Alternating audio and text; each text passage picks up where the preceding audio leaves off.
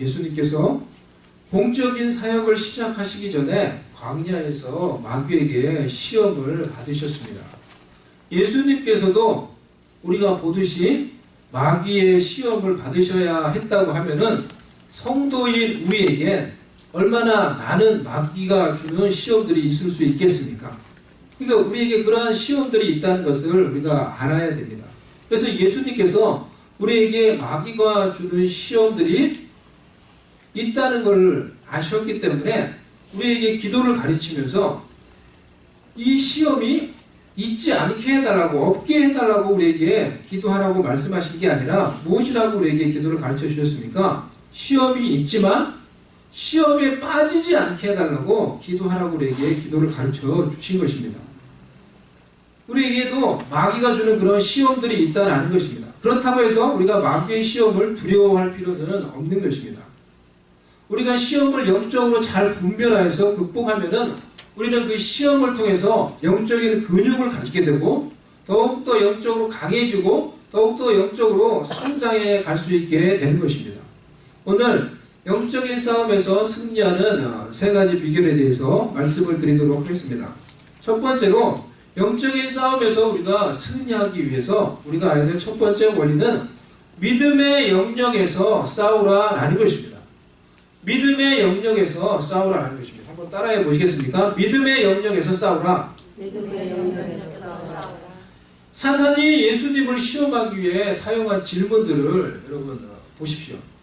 3절에 내가 만일 하나님의 아들이거든 이 돌들로 떡덩이가 되게 하라 라고 이렇게 사탄이 예수님을 시험하기 위해 이 말을 사용했어요.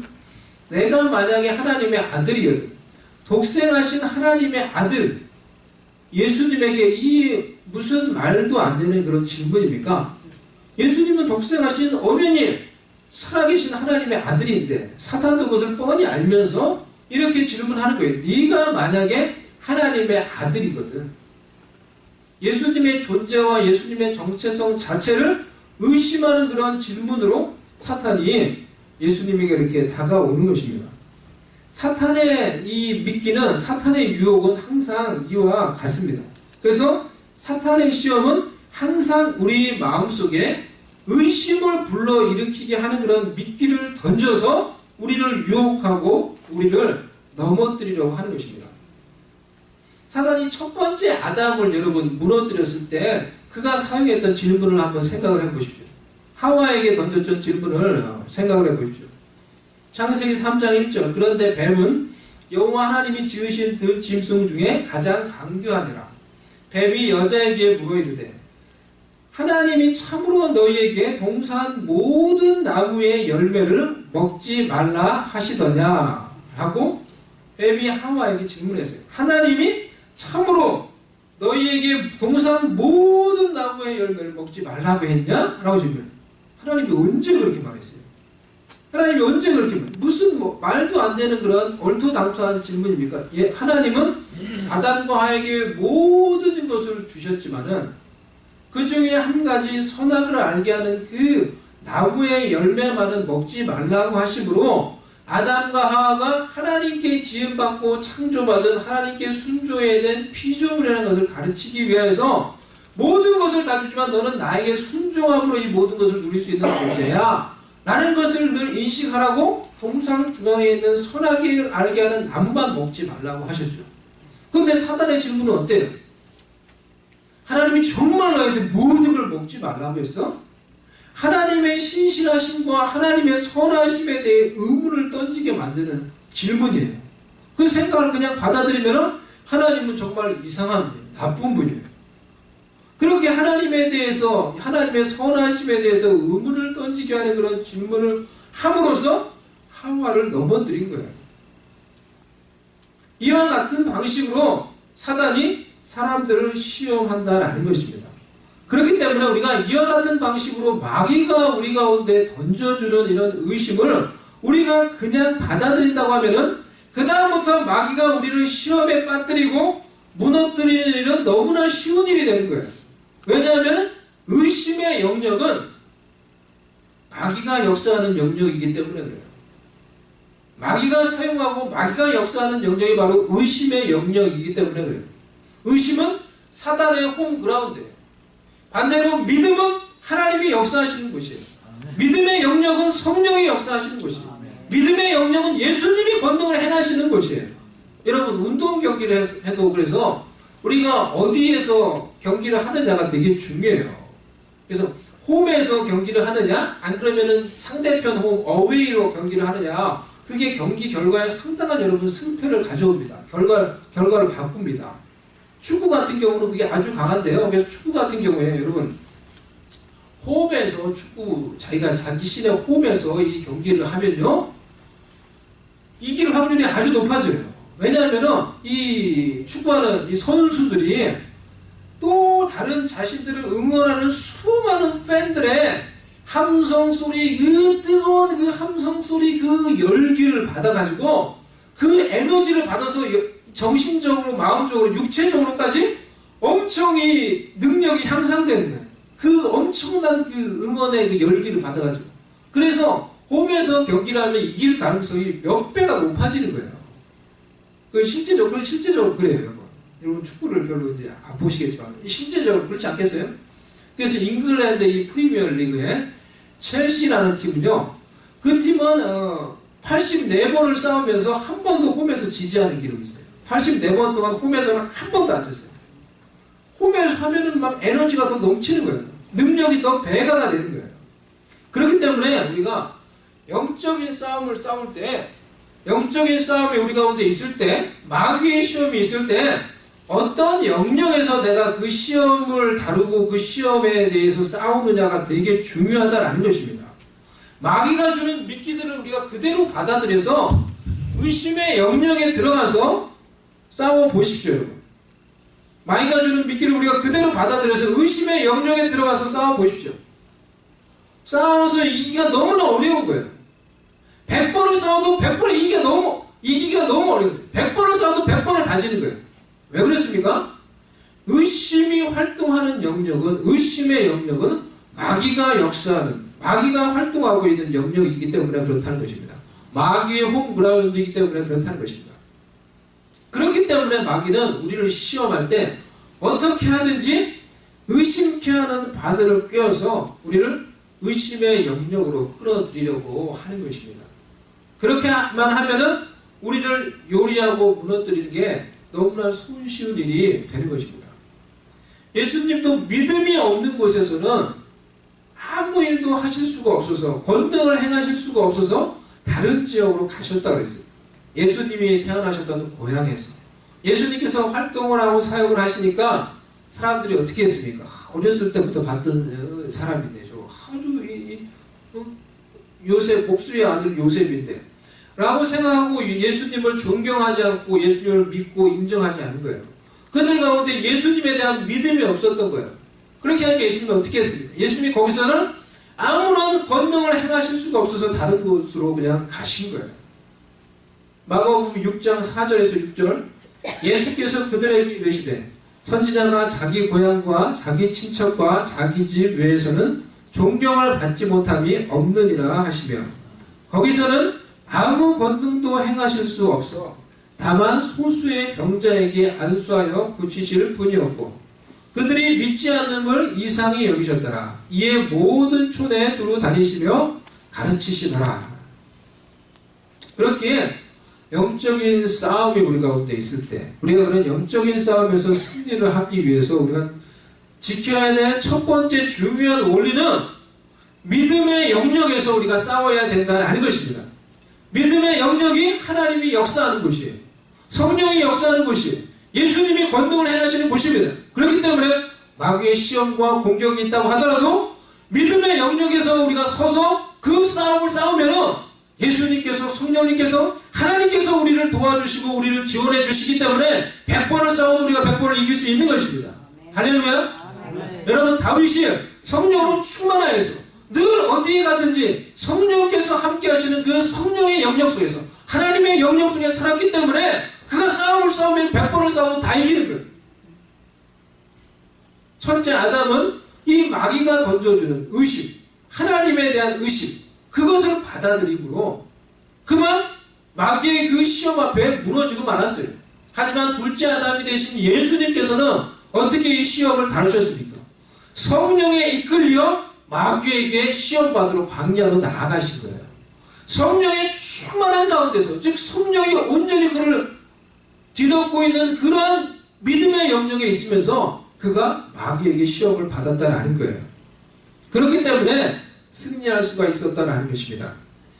그때 예수께서 성령에게 이끌려 마귀에게 시험을 받으러 광야로 가사, 이 그때라는 말은 이 앞구절을 보면요, 예수님께서 요한에게 세례를 받으신 후에 하늘로부터 성령이 예수님의 머리 위에 임하신 그때를 말하는 거예요. 즉 예수님께서 성령이 하늘로부터 임하여서 성령으로 충만해진 그 순간, 그때 성령 충만한 그 순간에 성령의 인도하심을 받아서 광야로 가서 마귀에게 시험을 받은 거예요. 성령의 충만한 가운데, 믿음의 영역 가운데가 온전히 서 있는 가운데 있었기 때문에 마귀가 와서 예수님을 시험해도 그 시험에 흔들리지 않고 단호의 믿음으로 시험을 물리칠 수가 있었던 것입니다. 할렐루야.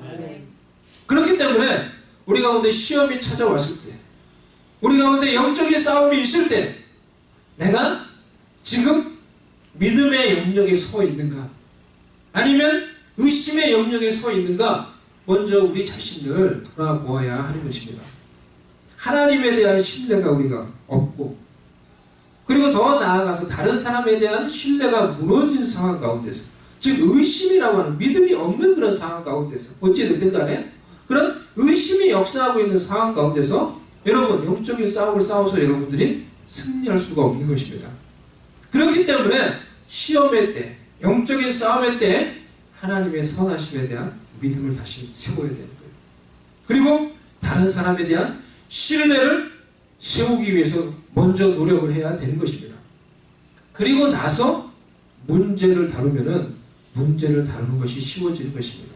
그리고 나서 내가 하나님에 대한, 그리고 사람에 대한 내가 있어야 될 믿음이 올바로 세워진 다음에 시험을 다루고 문제를 다루면은 문제가 쉽게 해결이 되는 거예요. 많은 경우에 하나님이 원하시는 우리가 이런 믿음의 영역에 굳게 서 있으면은 여러분의 싸움은 이미 예수님 안에서 끝이 나버린 것입니다. The battle, your battle is over. 우리가 믿음의 영역에 서 있으면은 대부분의 많은 싸움은 이제 끝이 나버린 거예요. 대부분의 우리 가운데 있는 시험과 우리 가운데 있는 싸움들은 예수 그리스도의 십자가 안에서 이미 끝이 났다는 것을 우리가 믿음의 영역에 온전히 서 있으면은 그것을 알 수가 있는 것입니다. 그렇기 때문에 어떠한 시험과 환난이 온다고 하더라도 그리스도 안에서 하나님이 기뻐하시는 이 믿음의 영역에 굳건히 먼저 서서 그 시험을 다루시고 하나님 주신 안식을 누리시고 믿음으로 환난과 시험 속에서도 승리할 수 있는 우리가 될 수 있기를 바랍니다. 두 번째로 영적인 싸움에서 우리가 승리하기 위해서 알아야 될 두 번째 원리는 마음속의 우상을 제거하라라는 것입니다. 우리 마음속에 하나님보다 더 소중한 것이 있으면은 우리는 사단의 공격과 시험 앞에서 무능력하게 됩니다. 왜냐하면은 사단도 그것을 알아요. 내게 하나님보다 더 소중한 것이 무엇이 있다는 것을 사단도 그것을 알아요. 그렇기 때문에 우리를 공격할 때 그것만 공격하면 되는 거예요. 그것만 공격해서 우리를 흔들 수 있으면 우리의 신앙 전체를 흔들 수 있고, 그래서 우리를 하나님으로부터 멀어지게 만들 수 있고 하나님을 떠나서 타락하게 만들 수 있다는 것입니다. 사단이 던져주었던 첫 번째 시험을 보십시오. 내가 만일 하나님의 아들이거든 명하여 이 돌들로 떡덩이가 되게 하라. 광야에 얼마나 많은 돌들이 여러분 있었겠습니까? 예수님이 거기 있었던 그곳에 돌들이 많이 있었을 거예요. 당시에 랍비들은요, 성경을 가르치는 랍비들은 메시아에 대해서 가르치면서 메시아가 오면은 광야에서 만나의 기적을 다시 일으킬 것이다 이렇게 믿었어요. 그렇게 가르쳤어요.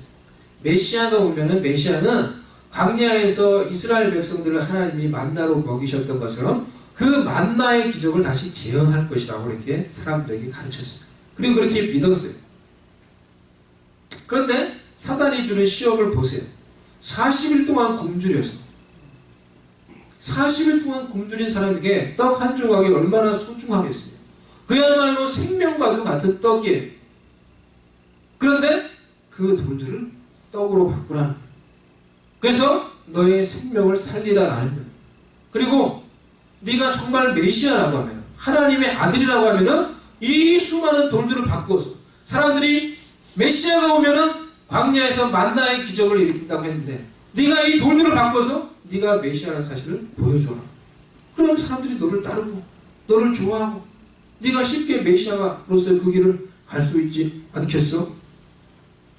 얼마나 달콤하고 그럴듯한 유혹입니까? 그렇게 하면은 가장 떡이 필요한 그 순간에 그 떡으로 자신의 생명을 살리고 또 이 돌들로 떡을 바꿈으로써 자신이 메시아임을 증명하고 순탄하게 메시아로서 그 길을 영광스럽게 갈 수가 있는 것입니다. 하지만 그렇게 했다고 하면은 하나님께서 원하시고 하나님께서 기뻐하시는 이 땅에 오셔서 죄인들을 위해서 십자가에 죽으시는 그 십자가의 고난은 그 가운데 없는 것입니다.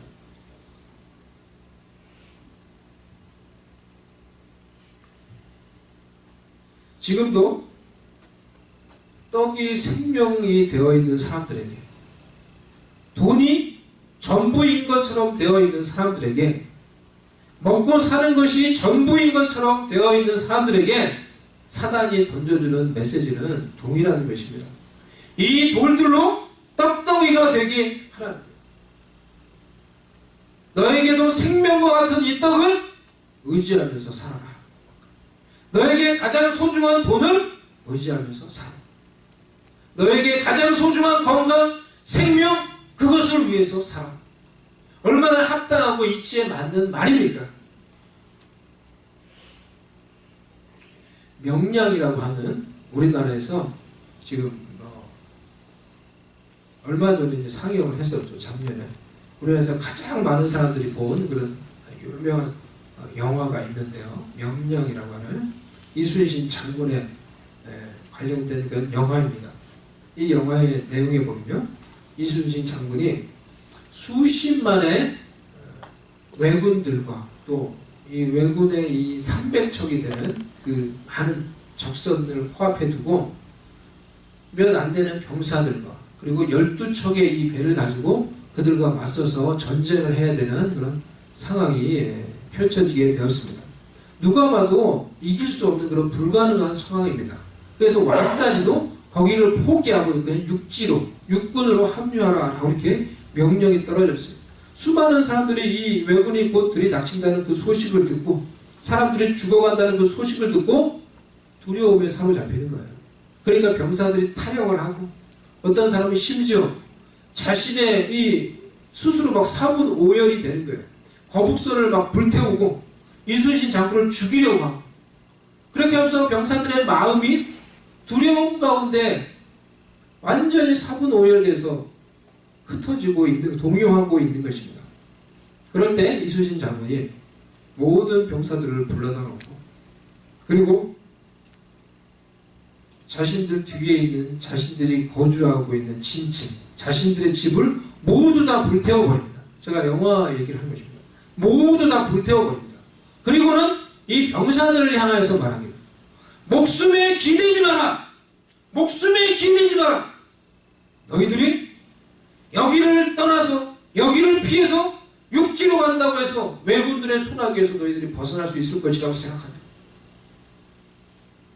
나는 이제 죽기 위해서 저 왜군들과 싸워서 죽기 위해서 저 바다로 갈 것이다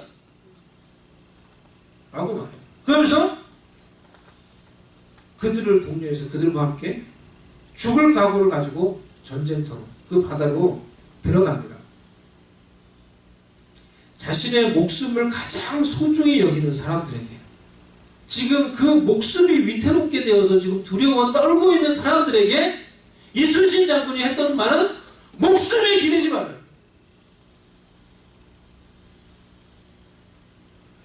우리가 말은 그렇게 하지 않아도 우리가 돈을 가장 소중하게 여기면서 살아가는 사람들이 많이 있습니다. 사람들에게 사단이 던져주는 메시지는 그래, 그 돈을 위해서 살아 하는 거예요. 돈이 얼마나 소중해요. 하지만 돈이 가장 소중한 우상이 되어 있는 사람들에게 하나님께서 던져주시는 메시지는 그 돈에 기대지 말라는 거예요. 그 돈을 위해서 살지 말라는 거예요. 사람들이 알든지 모르든지 간에 자신에게 가장 소중한 우상을 마음에 모시면서 살아갑니다. 그리고 그러한 자들에게 사단은 그래, 그것을 위해서 살아라.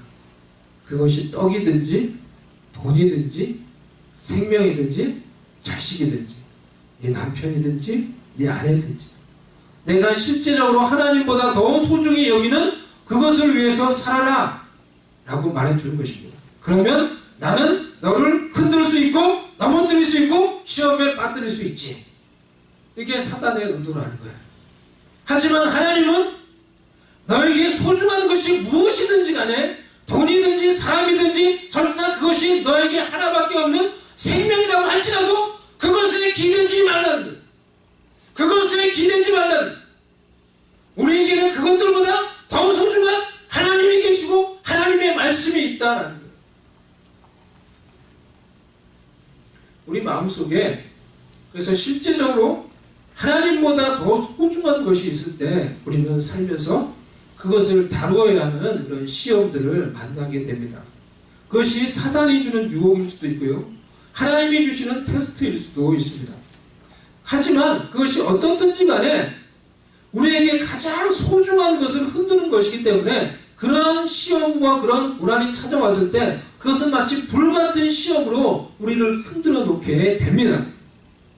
그리고 그 불같은 시험을 지나면서 우리는 우리 속에 있는 그 하나님보다 더 소중하게 여겼던 우상을 우리가 그 시험을 통해서 불태우든지 아니면은 그 우상을 내려놓지 못해서 그 시험을 통과하면서 그 우상과 함께 우리가 같이 불타든지 그렇게 되는 것입니다. 아브라함에게도 그에게 있었던 우상을 태워버려야 하는 그런 시험이 찾아왔습니다. 이것은 하나님으로부터 온 테스트였습니다. 내 독자 이삭을 번제로 드려라. 너에게 하나밖에 없는 독자, 가장 소중한 독자 이삭을 불태워서 번제로 드리라. 번제는 동물을 잡아가지고 각을 떠가지고 그것을 불태워서 온전히 하나님께 드리는 것입니다. 가장 소중한 아들을 그렇게 바치라는 거예요. 하나님께서 그 일을 하기 위해서 모리아 산까지 3일길이 되는 그 길을 아브라함에게 가게 하셨어요. 그리고 모리아 산까지 가는 그 3일길을 가는 동안에 아마 아브라함의 마음속에서 어찌 보면 아브라함의 마음속에 자기도 모르는 중에 하나님보다 그 아들이 더 소중한 우상이 되어버렸을 것 같아요. 근데 그 3일길을 가는 동안에 그 마음속에 하나님보다 더 소중하게 자기도 모르게 그렇게 여기고 의지하고 사랑했던 그 우상과 같은 아들 이삭을 그 마음속에서 불태워 버렸을 거예요. 아브라함은 모리아 산까지 그 3일길을 아들 이삭과 함께 가면서 가장 소중한 아들 이삭을 하나님 앞에 내려놓고 하나님 내가 이 아들을 하나님께 내려놓습니다. 그리고 그러한 마음으로 그러한 마음속에서 하나님께 그 아들 이삭을 번제로 하나님께 바쳤을 것입니다. 사람들에게 얻는 인기와 명성을 가장 소중하게 여기는 자들에게 사단은 동일하게 예수님에게 했던 것처럼 두 번째 시험으로 말을 하는 것입니다. 높은 성전에서 뛰어내려라. 예수님이 높은 성전에서 뛰어내리면 죽겠습니까? 안 죽을 거예요. 뛰어내려도 예수님은 안 죽을 거예요. 네가 뛰어내려서 안 죽고 슈퍼맨 정도에서 살아나서 영웅이 되어서 사람들의 칭송을 받고 인기를 얻고 명성을 얻고 수많은 대중들이 너를 따르면 네가 가고자 하는 길이 얼마나 쉽겠어. 그렇게 네가 가고자 하는 그 길을 가. 이렇게 말하는 것입니다. 세상에서 얻는 권력과 명예와 부를 가장 소중하게 여기는 자들에게 나에게 절해라. 그럼 내가 이 모든 것을 줄 거야. 여러분 마음속에 있는 우상은 무엇입니까? 실제의 삶 속에서 하나님보다 더 소중하고 더 의지하는 것이 있는 이상 영적인 싸움의 때에 사단은 바로 우리가 소중히 여기는 그것을 공격하고 그것을 흔들려고 할 것입니다. 왜냐하면 그것을 흔들면 여러분 전체를 흔들 수 있고 여러분의 신앙을 흔들 수 있고 여러분을 얼마든지 무너뜨릴 수 있기 때문이라는 것입니다. 그렇기 때문에 사단이 흔들기 전에 여러분 스스로 마음속에 하나님보다 더 소중히 여기는 우상이 있다면 그것을 하나님 앞에 내려놓고 불태우시기를 바랍니다. 아멘. 그래서 실제적으로 하나님만을 가장 소중히 여기는 사람, 하나님과의 관계에 아무런 걸림돌이 없는 그런 사람, 그래서 하나님의 말씀에 온전히 믿음으로 순종할 수 있는 그런 사람이 될 수 있기를 바랍니다. 그래서 하나님 안에 안전히 거하고 하나님의 그 성벽 안에 안전히 거하여서 하나님이 보호하심으로 사단이 손댈 수 없고 영적인 싸움이 오고 시험이 와도 그 하나님의 능력으로 승리할 수 있는 저와 여러분이 될 수 있기를 바랍니다. 세 번째로 영적인 싸움에서 승리하기 위해서 하나님의 말씀을 사용하라는 것입니다. 예수님은 사단의 시험 앞에서 철저히 하나님의 말씀을 사용했습니다. 본문에는 두 종류의 하나님의 말씀이 나옵니다. 첫 번째 하나님의 말씀은 마귀의 첫 번째 시험에서 언급했던 것으로 레마의 말씀이라는 것입니다. 즉 하나님의 입에서부터 나오는 말씀을 가리킵니다. 마태복음 4장 4절 말씀에 예수께서 대답하여 이르시되 기록되었으되 사람이 떡으로만 살 것이 아니요 하나님의 입으로부터 나오는 모든 말씀으로 살 것이라 하였느니라 하시니, 이 하나님의 입으로부터 나오는 말씀은 하나님이 특별한 상황 속에서 성령을 통하여 우리의 마음속에 들려주시는 하나님의 음성을 가리킵니다. 이것은 나의 특별한 상황 속에서 나에게 개인적으로 들려주시는 하나님의 음성입니다. 사람이 떡으로만 살 수 있을 것 같냐? 아니라는 거예요. 하나님의 백성에게는 하나님이 그들의 특별한 상황 속에서 하나님이 그들의 마음속에 들려주시는 하나님의 음성이 있다는 거예요. 그 음성이 있어야 된다는 것입니다. 그리고 그 음성을 듣고 우리가 순종하며 살아갈 때 하나님의 입에서 나오는, 하나님의 마음에서 나와서 우리의 마음으로 전달되는 하나님의 음성을 우리가 듣고 그 음성에 순종할 때 그것이 나에게 생명이 되고 그것이 나를 회복시키고 나를 위로해주고 그것이 나를 살리는 힘과 능력이 된다는 것입니다. 아멘. 할렐루야. 아멘.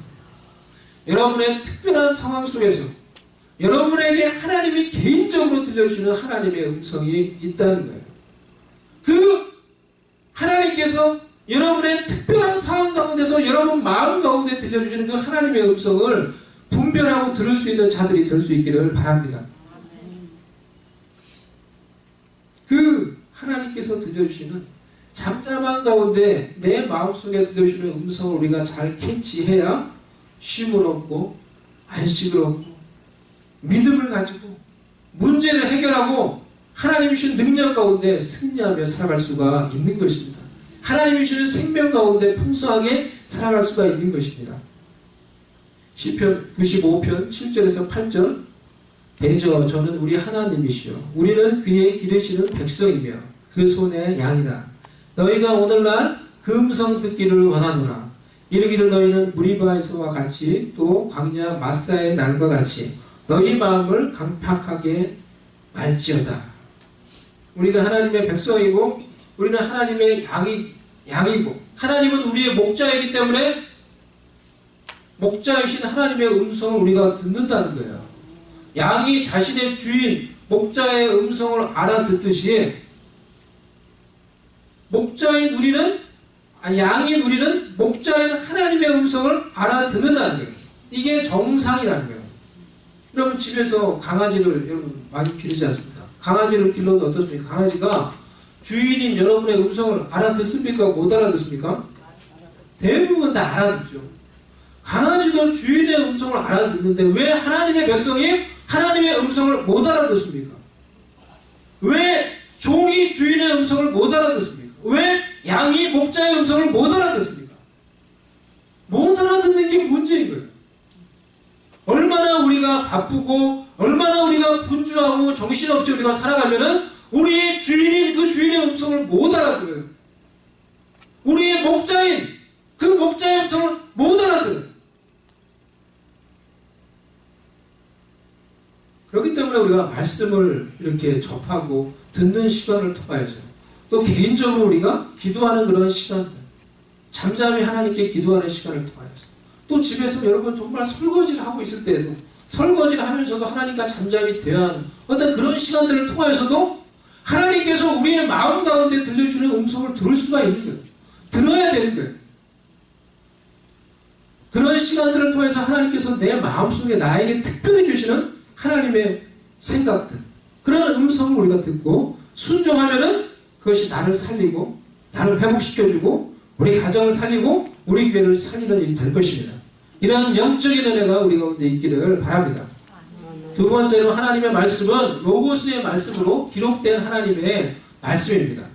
예수님은 세 번의 이 사단의 시험을 모두 이 기록된 하나님의 말씀을 사용해서 물리치셨어요. 예수님에게 사단을 물리칠 수 있는 능력과 권위가 있지만은 그 권위를 사용하지 않고 철저히 기록된 하나님의 말씀을 가지고 사단의 시험을 물리쳤어요. 이 말씀을 우리에게 적용하면은 우리의 삶 가운데서도 하나님의 말씀을 내 인생의 최종적인 권위로 인정하며 그렇게 살아야 된다라는 것입니다. 나의 생각과 나의 느낌과 나의 환경, 사람들의 말, 나의 능력, 뭐 이런 것들에 우리가 의지하며 그것을 믿고 살아가는 것이 아니라 기록된 하나님의 말씀에 최종 권위를 두라는 것입니다. 그러면 사단이 우리를 공격한다고 하더라도 설사 시험이 온다고 하더라도 흔들리지 않고 넘어지지 않고 승리할 수 있다는 것입니다. 왜 우리가 넘어지고 실패합니까? 실제적으로 하나님의 말씀보다 내 생각, 내 느낌, 나의 환경, 내 능력을 더 믿고 의지하기 때문에 그러는 거예요. 그렇지 않습니까? 왜 저와 여러분이 이렇게 승리하기가 어렵습니까? 우리가 이곳에 와서는 아멘 아멘 하고 우리가 하나님의 말씀을 인정하지만은 우리의 실제 삶에 돌아가면은 하나님의 말씀이 내 인생의 최종 권위를 갖지 못해요. 나의 느낌, 나의 생각, 나의 경험, 내 능력을 우리가 하나님의 말씀보다 사실 더 믿고 의지하기 때문에 우리가 어려움이 왔을 때, 사단의 시험이 왔을 때 승리하기가 어려운 것입니다. 정말 바르게 지혜롭게 바른 것을 선택하기가 어려운 것입니다. 그렇기에 하나님의 말씀이 실제적으로 내 인생의 최종 권위가 되기 위해서 우리가 좀 더 겸손하고 좀 더 단순한 믿음으로 하나님을 믿고 그 말씀을 믿고 순종하며 살아야 되는 것입니다.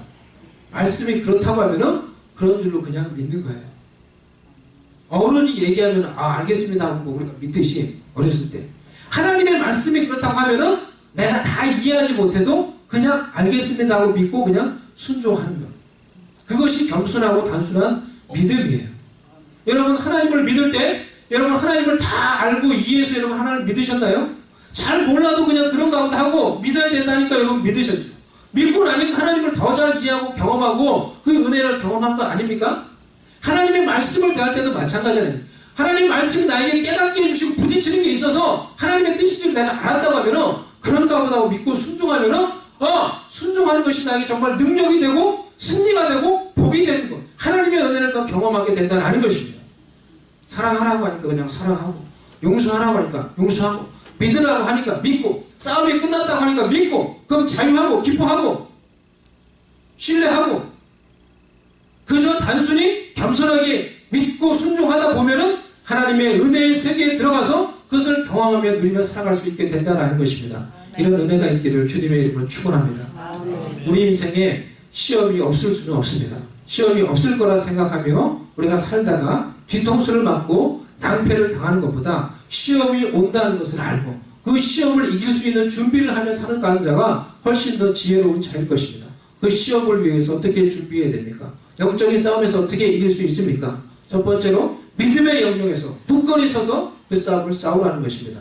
그리고 시험을 통하여서 내 속에 있는 하나님보다 더 소중한 것이 있다는 것을 제거하시고 하나님의 말씀에 최종 권위를 두고 그 말씀에 단순하면서도 겸손하게 믿음으로 순종할 수 있는 그런 사람이 되셔서 시험이 오나 겁없네, 시험이 오나 믿음으로 하나님의 능력으로서 이기고 승리하며 더욱더 영적으로 건강하게 자라가며 성장해 갈 수 있는 저와 여러분이 다 될 수 있기를 주님의 이름으로 축원합니다.